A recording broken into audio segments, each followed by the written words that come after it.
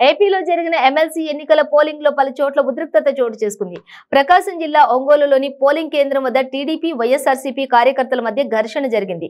నగరంలోని Saint Teresa polling కేంద్రం వద్ద ఇరు పార్టీల నేతలు పరస్పరం దాడులు చేసుకున్నారు. ఓటర్లకు సాయం చేసే క్రమంలో వైఎస్ఆర్సీపీ నేతలు విమర్శలు చేస్తూ టీడీపీ కార్యకర్తలను రెచ్చగొట్టారు. ప్రతిగా టీడీపీ కార్యకర్తలు కూడా దూషణకు దిగడంతో ఇరు వర్గాలు దాడులు చేసుకున్నాయి. ఇరు వర్గాలను చెదరగొట్టేందుకు పోలీసులు లాఠీచార్జ్ చేశారు.